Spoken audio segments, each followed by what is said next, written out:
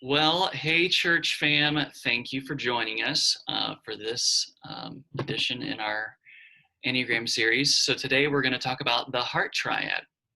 So we have Bryan, Vicky, and Justin joining us, each representing a different aspect of the heart triad that they resonate with. In general, the heart triad is more easy to access their shame, just like the last triad, the gut triad, is more easily accesses their anger. The heart triad is also really great at being personable and very socially aware. And though each type might experience that differently, and part of today is that each of our guests will be able to communicate their journey, their story, and kind of their unique spin on how they've experienced the Enneagram. So I'd love just to kick it off with maybe everyone just giving us a brief journey of how you have processed the Enneagram, how you heard about it in the first place, and that kind of stuff. So whoever wants to go first, kick us off. So I first encountered the Enneagram, it was a little bit before Charlie brought it to Imago. I had heard of Richard Rohr's book that he wrote, just called The Sacred Enneagram, and actually went through that book with Mandy Campen, and we both hated it. Because his premise in that book was whatever number makes you feel the most shame, or the one that disgusts you the most, that's probably your number. And we're just like, I don't want to hear about all the ways that I'm terrible. So well, now I can read that book and realize that's not what he was doing. That's what it felt like. She's also a 4. So that was very difficult. So started there, set it aside, and then it kind of blossomed at Imago through Charlie's leadership, and just kind of went from there in my knowledge of it, and changing and reading books and things like that. Cool. Yeah, I think I first heard about it right before we had a workshop at Imago. So Claire was coming to give like a day-long workshop. So we all took the test right before that workshop and then went and heard all about it. So that was probably our first exposure. And before that, I really had not heard anything about it. So it was kind of a brand new thing for me. And I think I heard about it after Charlie first learned about it and brought it back to Imago. And so myself and our small group all took the online test and talked together about what the results meant to us and to each other. And then I took the same workshop that Bryan just mentioned, and that really kind of opened the doors even further about myself and about understanding other people with different Enneagram numbers. That's awesome. Yeah. So we're a group of Imago veterans here. We go back to the beginning of the Enneagram. Was it the Transforming Center when Charlie was going through that he was first exposed, or does anyone know if he was dabbling in it before then? That was it to my knowledge. So it's probably 2012, I'm guessing. That sounds right. Then Claire, I think we brought Claire Lockridge in at maybe 2014. I think you're right. But anyway. So how would you describe, especially if some of the people at Imago have not been around that long, or maybe the Enneagram is newer to them, how would you describe your type in general? Not that you have to speak for everyone in the world that's your type, of course, because we're all, different shades and blends and such, but maybe just give a brief overview and then how you have resonated with that. I'll start since we're going to go numerically. I'm a 3, and the 3 type is known as the achiever or the successful person. And 3s are motivated by success. They're very pragmatic. They're adaptable. They're driven to excel and achieve things. So hence the name. We need to feel valued, and our biggest fear is being worthless to other people. We really need to be affirmed. We need to be recognized for our achievements. We can be we can be really concerned with our image, our physical appearance, and all of that can lead into workaholism or excessive working out or focusing so much on ourselves. You can really become narcissistic if you slip into the dark side of threeness. And I'd say that when I read the description, it was shocking to me that, because it's like they wrote this just for me. I mean, it fit me so well. It was really eye-opening. I think we'll talk more about the shame part in a little bit, but that's threes in a nutshell. Cool. Yeah, and with the twos, we are the helper group. So we're the ones that are kind of behind the scenes, getting everything done and making sure that everyone feels good and they're comfortable, kind of very tuned in to what's going on around us and the people around us. And I was kind of laughing, Vicky, when you're talking about the dark side of all the numbers, that was really what helped me settle on what my number actually was. Because when I took the test, I had 4 numbers that were really, really close to each other, and I couldn't really tell which I was. And so I was reading the descriptions of all of them, and the good stuff all sounded fine. Like, well, maybe, I don't know. And then I was going through the weaknesses sort of the numbers. And for twos, they talk about how you need to be needed. And I thought, well, okay, maybe a little bit. And then they talked about how you struggle with pride sometimes. I thought, well, that's not true. I certainly don't struggle with pride, please. But they said, but what you're proud of is you're proud of being like the nicest guy in the room. I was like, crap, there it is. It's right there. So yeah, so that's kind of the dark side too. I know we will talk about it more later, but we in general really genuinely are thinking about other people most of the time and trying to be helpful, trying to be there for them and be what they need. But then the thing that we trip up ourselves on is that we don't do our own work. Like, we don't help ourselves very well. So we kind of struggle with that. So the nice thing is, like, there's a group of twos that get together from Imago, and it's like the best time ever because everyone's like super nice and kind to each other and super helpful, and we just go out feeling super great. But so it's a good thing. We bring that to any kind of social setting that we're in. But again, it's a struggle because we have to balance that out with taking care of ourselves, and we don't do that very well usually. So that's a 2. It's interesting because one of the collective strength would be somewhat about feelings, right? And though maybe the shame was not a fun feeling, like you're closer to you can access your feelings better than some.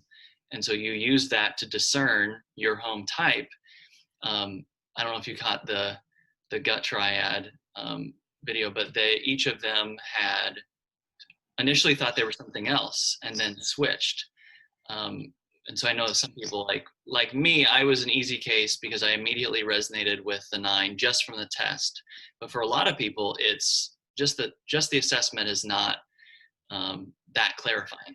There's reading about it, there's sitting with other people and hearing their stories, something like this, which I hope will help people kind of discern their type if they're still wondering. But sometimes it also just takes time to kind of sit with it. I know Claire, she said she encouraged everyone on that first seminar to subscribe to the Ania Thought of the Day from the Enneagram Institute, and they just email you like a little 1 paragraph or a quote that's supposed to be based around your that type, and you could read those emails for a month and then switch to a different type and read a different set, which a lot of people I think they found helpful.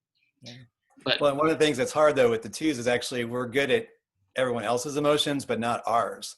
So that's one of the things that we struggle with. So, if if I'm in a room, I could tell you what 95% of the other people are feeling, but if someone asks me how I'm feeling, I hate that question. Like, this is not you. I know. I was like, no, I was asking you about your family. Go back to that conversation. We're not talking about me. So yes, so it's a weird mix that you are good at balancing, at figuring out other people and trying to kind of read their emotional state. But we kind of tend to have a blind eye to ourselves. And what you said is really important, that really reading about the types is way more useful than just taking any test, no matter how elaborate. It can kind of give you a general idea and point you in the right direction, but it's when you read the description that you really start to resonate with parts of it, and then it helps you understand yourself better. Yeah. And you all were pretty vocal about the dark side. What about your type are you more proud of, or what would you say is like a gift that you offer to the rest of us that has its base in your type? Not to be super helpful, but Vicky has to talk about fours first. Oh, yeah. Okay. That's what we do. Sorry. Please do your four summary. Right. So fours get a couple different names. They're the individualist or the authentic person or the artist. I don't identify with the artist thing. I'm not an artistic person. But I do recognize in myself that I try to not be like other people. There's something about being genuine as a four that is the most important thing.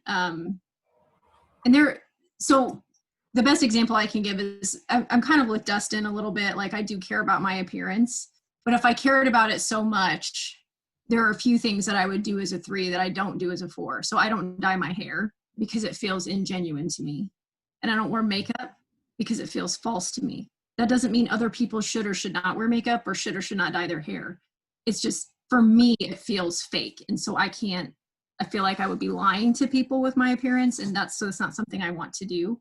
But I care about my appearance. So in caring about my appearance, I will make sure that I have try to make sure, depends on how frugal I'm feeling that day, but I have try to look unique around people. I'm not going to wear the same thing that everybody else does, but I do care about what it looks like. So yeah, just that idea of individuality is a lot of what I think drives the four, wanting to be real and authentic around people. And for me too, the idea of, I read the worst parts of the four, and that's what I related to, and it really was about shame. There's always a sense for the four that we're missing something, that other people have information or interior knowledge that we just were not bestowed with as a person.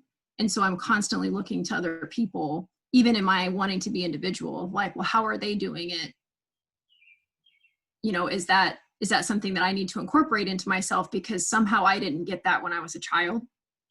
And so how do I now incorporate that into my life? And so for the individuality piece and the wanting to be authentic, you still always feel like you're missing something, even though you trust your inner authority. So there's probably other things that I could say about the four, but those are probably the big pieces for me anyway. We'll go right into what makes you proud about being a four. So the thing that I think fours bring to the table is intuition, and the ability to ascribe meaning to any situation. I think fours are very intuitive. All the fours I've met are very intuitive about what's going on. A little bit like what you were saying, Bryan, you can read the emotions of other people. I can't always do that, because a lot of that will depend on if I'm having a temper tantrum on the inside of me.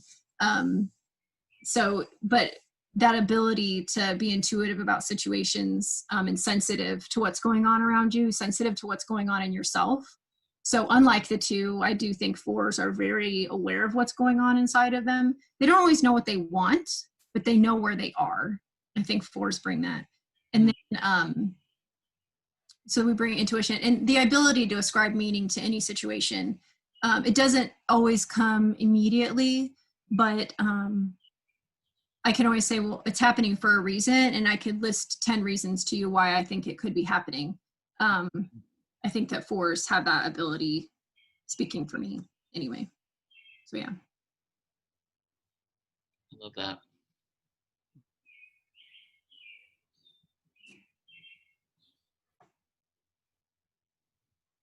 Well, what about the four or the two are you proud of, or do you recognize as a strength that you offer to the rest of us? I'm sorry, two or three, Justin or Bryan? Yeah, for the three, we're the doers. So we tend to take lead and make progress within a team. I work at a company where there are a lot of very analytical types, which are not threes, and it's very difficult for me to sit in a meeting and listen to the paralysis by analysis without any decisions being made. Because I see a course, chart a course, and then I want to go, and I want to take the team with me. And so I think that's good, because we can make decisions, and we're very good at being measured. We like to be measured, so we're good at advancing a cause or a mission. We're the people that will pack your house and move all your belongings and feel very accomplished internally by doing that. We'll, plow your garden and build you a house and all that kind of stuff. And that fuels us internally. So we do things. And twos have a lot of that same idea, in that we like to be helpful. And so we're always trying to figure out what people need and then meeting that need for them. So it doesn't have to be necessarily up front. It can be, we're actually really happy to be behind the scenes. So you always find a ton of twos in the church kitchen running around, or, doing that kind of stuff. But yeah, and when we're at our healthiest, it comes from a very genuine place. So it is really just wanting people to be comforted, to be helped, to be better. And what kind of drives us is we want to make whatever situation we're in better than it was before we got there. And again, if we're healthy and we're balanced, that is, I think, a really good thing. And I'm glad to have that part of the two, for sure. Okay, so it's interesting. So Justin would be doing something and feeling very accomplished. Bryan would be in the kitchen helping, and I would have found someone to have a deep conversation with, and we would be hiding in a corner away from everyone else. That's what a 4 would be doing. And you'd be finding meaning in that conversation. Yes, I would make sure that the person felt like they had some meaning and I would affirm them in their feelings and make sure that they understood that there is meaning to find.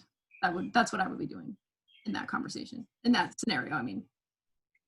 And I would be very happy scrubbing all the pots and pans and getting them all in a line and just accomplishing that task. Mopping the floor. Not interacting with anybody, just getting stuff done. I don't want to interact with too many people. Large crowds, absolutely not. But that one-on-one conversation, I could live there all day. Where do you all feel like this is a unique group, being that we've all been sitting with the Enneagram journey and / tool for over 5 years. It's become more of a fad here in the last 2-3 years, and still is pretty popular. So that's an interesting arc of time to kind of sit with it and lean in at different seasons and see yourself in different settings. Where do you think you have noticed yourself growing or being transformed leveraging the Enneagram? I think that for me, most of my growth in the Enneagram has facilitated growth in relationships, particularly with Corey. Just being able to articulate what I'm feeling and why I'm feeling that way has been helpful for him. He's a 5, so he's one of the analytical people. And I'm sorry, as a person with big emotions, they don't always have reasons. And so I can't tell you my reasons, but me being able to articulate to him, I know I'm being irrational right now. Before, I didn't know I was being irrational. I thought everybody was that way. And then I realized not everybody was that way. And then I missed something even else, spiral that happens. But being able to articulate, I know I'm being irrational right now, but this is still true for me and I can't explain it. This is how I need you to be present. And so for me, the Enneagram has given me language to help him sit with me, to help him be present to me, even when he has no idea what's going on. And I don't always either. I think that has been the most helpful course change in our relationship, as far as like time with the Enneagram. It has also helped me understand my childhood a little better, and the need to, so that you can go pretty deep into the Enneagram. I have a couple pretty academic books that have been helpful, and they go into subtypes of each one. They go way beyond the wings and the triads, and it goes into like childhood woundedness, and that actually was very helpful to me in trying to understand my relationship with my parents and kind of forgiving them a little bit, of this is, I've always felt I don't need a strong relationship with my parents, and kind of figured out why. And I still don't think that I need that, but I no longer feel bad about that. So it's given me some language and boundaries in regard to childhood woundedness too, that I think have been helpful. So That's huge. yeah. Yeah, mine's very similar. There's been a personal and relational and professional uh, development that has occurred because of learning about who I am and why I'm wired this way. And it goes, I started thinking about this 5 years or so ago, and to some specific things at work where I had been called a brown noser or the pet because I would get selected to go work on projects or I get promotions. And some of that hurts. Like, I'm hearing that from my peers. And then I started realizing I'm not neurotic. This is the way that I'm wired. And then asking the question, why am I wired this way? And going back to childhood and never being good enough to be on the team, or comparing myself to my sisters who were better at sports and things, and always trying to impress my parents. Like, all of those things became hardwired in me, and that's just translated through my professional career. So I'm driven to succeed and achieve, and there's benefits that come along with that. So part of it is understanding why we're wired the way we are, and then how does that impact me personally, and then in my relationships with my wife, with my kid, and expectations that I set of my son as a 7-year-old, and not expecting him to always be achieving and checking things off the list every day, right?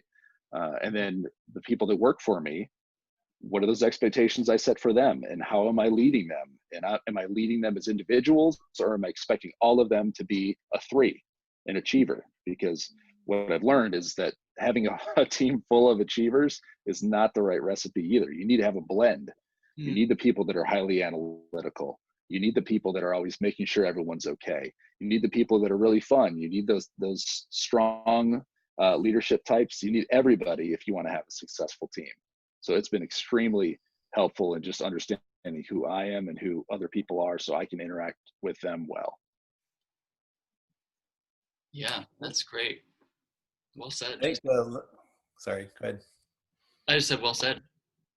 I think the language component you guys both mentioned has been really a big part for me too. Like, just giving me and Laura and the girls a common vocabulary to talk about some things that we wouldn't have known how to get into before. So I like with the Enneagram that it's not so much a box that you're trapped in, but it's a framework to help you understand yourself. And then you're moving. You're always growing and always moving towards the center of the circle in some respects. So that emphasis on growth has been very helpful for me. So yeah, relationally, we'll talk, and it helps me to understand different perspectives. And again, really, because for the twos, the weakness is understanding ourselves. We tend to keep ourselves so busy, we don't have to reflect on ourselves or think about ourselves very much. And the Enneagram kind of forces me to, and it's given me some things to notice and pay attention to. And that's been extremely important. So now I'll have like an emotional reaction to something, and I have learned over these long years, and I still have a lot to learn about it, but I learned to stop and pay attention. Like, okay, why am I feeling that way? What is that actually about? I'm not really mad that someone's not doing this job. So what am I mad about? So that's been very helpful to kind of to learn to pause and pay attention and notice, and to realize too, kind of like what Justin was saying, like your reactions aren't bad necessarily. It's part of who you are, but you have to pay attention to them so that you can be in charge of your responses, not your emotions or your wiring being in charge of your responses. So just learning to pause has been really helpful. And I think looking back too, I can see, especially when I look at myself, like in my teens or in my early 20s, and the way that I functioned and the way I responded to things, I can see the roots way back there of how 2 is being expressed in that stage of my life. And that helps now when I am trying to be different, to respond differently to situations. I can kind of look at that growth and that change.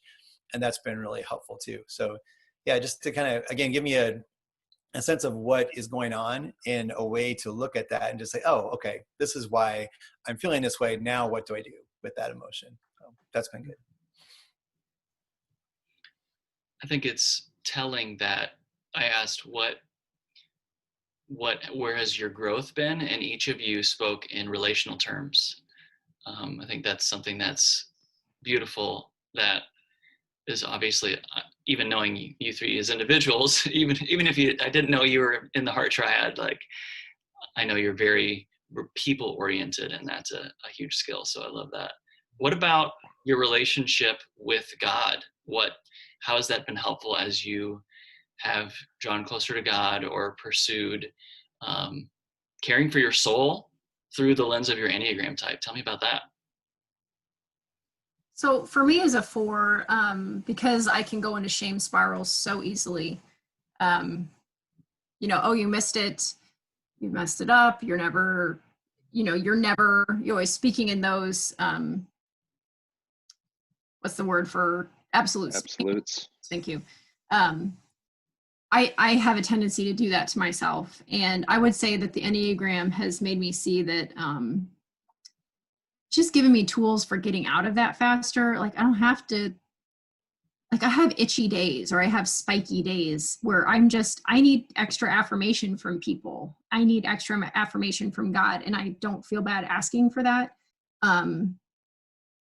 It can look bad. Like it can come across as a temper tantrum that could spill onto other people, and I recognize that. But I don't feel as bad about those things anymore, as much anymore. There's actually a country song. It's like, I still go a little crazy sometimes, but now I don't stay there so long. That's absolutely how I feel like the Enneagram has helped me as I processed like my own inner stuff along with God. And honestly, going through some of this inner work has really allowed me to go to places with God that I didn't know that I would go. I don't think that I knew I would be a spiritual director. But, the Enneagram giving me language to get out of some of those spirals sooner allowed a lot more space and freedom to meet other people where they're at. Because if you're always worried about what's going on inside of you, you don't have anything left over for other people. And so while I'm not perfect at that, doing spiritual direction, trying to be, spiritual leader in the church or being available and present for people, I think that's where my relationship with God has changed through the Enneagram. It's really that work of, I think Augustine said, know God, know yourself. Know yourself, know God. There's this idea of becoming who you really are that I think the Enneagram set me on the path of. And that is absolutely the work of being a God follower. Mm-hmm. So. I think for me, it really helped counteract some of the messages that I had internalized from the church, actually, and the idea of you were always supposed to be thinking of others first, be selfless, always put others' needs before yourself. And obviously those are beautiful things too, but I would do that to the extreme. And then I would, again, not do anything myself. Like I wouldn't sit with God myself because it was much easier to race around and help everybody else and make sure they were okay. And then I would be too tired and too busy to deal with my own stuff. So Enneagram, I think, has really helped me to find a little bit of balance. Again, it's still something I struggle with, and I'm still growing a lot in this area because I don't do it well. I even just hear the word self-care and I flinch and cringe and have to force myself to calm down. But that's been really good because I think God has used Enneagram language to help me take away the need to earn God's love and to earn other people's love by being super helpful, by being so essential that they couldn't possibly ever want to get rid of me because I do so much for them and help them in so many ways. So I'm sure, I wouldn't want them to, I don't want to be unnecessary and then they would just go off. So that's been really good. And so in this process, part of what I've had to learn to do is just to sit and to realize that God loves me without me doing anything. And without me being in any way productive or helpful or useful. I just am. And that he loves who I am just with that part. So it was, I'd heard a little bit of that before, but I think the Enneagram really helped me to understand the ways that I was damaging myself with those other messages and helped me to find some balance in that. And that's been really useful. And then with all the other spiritual tools that I learned about at Imago, all those kind of came together to help with that process. So once I realized I needed it, there were other things that would help me connect with God and build on those skills. But I don't think I would have even entertained any of those other practices if I hadn't had the kickstart of the Enneagram and helped me realize that I needed it. Hmm. I would just add that the more I've learned about myself, the more I've learned about others, and how really beautiful it is that we're all so diversely unique, and that diversity is really a reflection of God, and that for me to get annoyed or frustrated with somebody else because of the way that they're wired is ridiculous, because they were created that way for a reason. And it's really my problem with the issue. It's my issue if I'm frustrated with the way someone else is wired, and that causes me to just take a moment of reflection and think, well, why is that? Why am I upset that the laundry isn't done? Why am I upset that this person wants to sit and have a 25-minute conversation when I could have answered it in 2 minutes, right? So it's that realization that God is in all of those different, all of those differences, and that it's beautiful. Yeah. Bryan, I like that you said that, like, if this isn't a box that people are in, that it's more of it's a invitation for growth, and you all just expressed that really well. There are a couple types that, though I'm pretty easy to get along with, and I get along with most, there are a couple types of energy that are a lot harder for me to understand where they're coming from.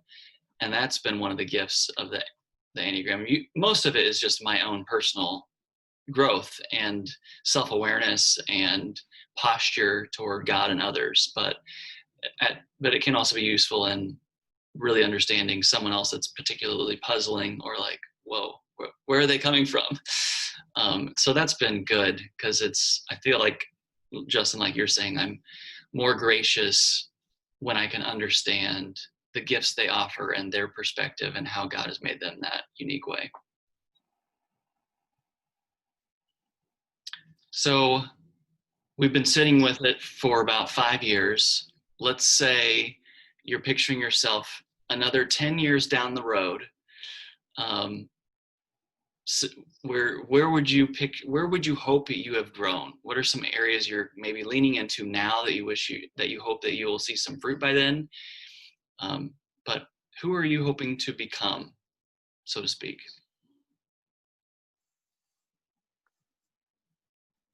So I feel like the work that I see me doing now is of making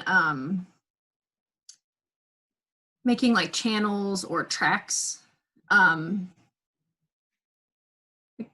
don't want to be reinventing the wheel in 10 years. And so I feel like the work I'm doing is putting more and more of myself onto the divine. Like that idea of growing in trust, I think. In 10 years, I hope that, I don't have the same struggles with itchy or what I call spiky days, because I know that ultimately all of those things are held in trust by the Holy Spirit. And the work that I'm doing now, I think, reflects trying to lay that stuff down. I hope in 10 years, I don't get frustrated with my parents as much as I do now. When I think about my childhood, I didn't have terrible parents, I hope that in 10 years, I will have an even greater capacity to see emotion and big things, because that's what I love. Somebody asked me, like, how do you experience God? Like, when do you experience him? I'm like, oh, in bigness, anything that's big, even if it's a small thing, it feels big, like watching, everybody hates cottonwood trees, but I think they're beautiful. Watching snow in summer, it's wonderful. That's a big thing to me that is essentially small. I would hope that I would have an even greater capacity to see the unity that I have with those things and experience them as big things. So that's the work I'm doing now that I'm hoping to cultivate into things that I do in the future without even thinking about it, because I spent the time practicing it now, so that I don't have to think so much about, those individual things that make me me, because all of me is expressed in everything around me as a 4 and as a human. And so I'm hoping that in 10 years I have an even better sense of that. Does that make sense? Yeah, that was deep for sure. I love the capacity to grow in unity and notice the small things, like that sense of wonder. It's admirable. It's a good target. For me, I can never stop moving. If I'm home on a weekend, I have a list of 10 things I want to get done, and it's usually a list of 12 things by the end of the day. And that's just how I roll. And I'm always moving. I'm at my in-laws right now, and every time I come here, I usually like crash on the couch and just fall asleep. I never take naps at home because I have a list of things to get done. And I'm just always thinking about what's the next project. I've usually got 3 or 4 different side projects going on at the same time. And I just hope that in the next 10 years, I can slow down and focus more on things that matter to other people more than they matter to me. I hope that I become a parent and a spouse that is more well-rounded and is thinking about the needs of others more than myself. I hope that I have a really diverse team, whatever that team might look like, and that I, when I'm building teams, I'm more intentional about the types of people that I'm hiring and not just hiring people that are like me. Yeah, I think that's something that this whole quarantine has really been positive, is slowing down and taking the time to, as Vicky said, to see the beauty in the everyday that right now I'm just racing past to get to the next thing. I think for me, it is that idea of always moving toward the center and learning from all the other numbers. Kind of like what Justin was saying about the beauty and the diversity. I think I learn from seeing how other people relate, and I want to keep building on that. So hopefully I can draw from the 3s, I can draw from the 4s, I can draw from the 7s, and just all these different places. So that is something that I've seen a little bit of movement, and I hope that continues to grow. And again, just the learning how to balance out taking care of my own soul, compared to taking care of everybody else. There's a couple steps in that direction, but I hope in 10 years, I'd be super surprised if I've got it all figured out. I'm sure that will not be the case, but just to be more comfortable with that balance and to know that taking time and paying attention to the things that I need are okay to do. And, just trying to find a way to balance that out. Because one thing I have learned is when I deplete myself, then I'm not able to help others, and that's probably backwards motivation, but I've seen that effect in the last couple of years really strongly. So knowing that pushing myself till I don't have anything left isn't helping anyone. It might make me feel good in the moment, like I'm thinking I'm super special and super helpful, but that's, a fake feeling anyway. And it's not actually making the difference that I want to make with people. So yeah, trying to find that balance, I think, is what is starting, and I hope will continue in 10 years. Hopefully I'll see the fruit of that more at that point. Gosh, there's so much wisdom and just heart, for lack of a better word, in this group. Mm-hmm. Thank you all for devoting this time and sharing with our people.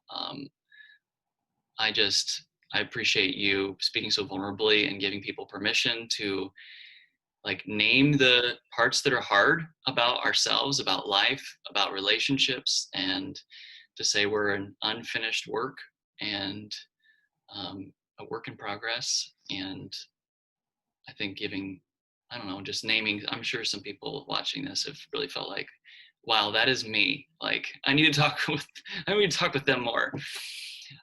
So before we close, any last thoughts that you would like to share, whether it's tips for people or just something that came to mind that maybe didn't fit the question, but just, something that you think would be helpful. I think it's helpful when thinking through the Enneagram, and I'm sure that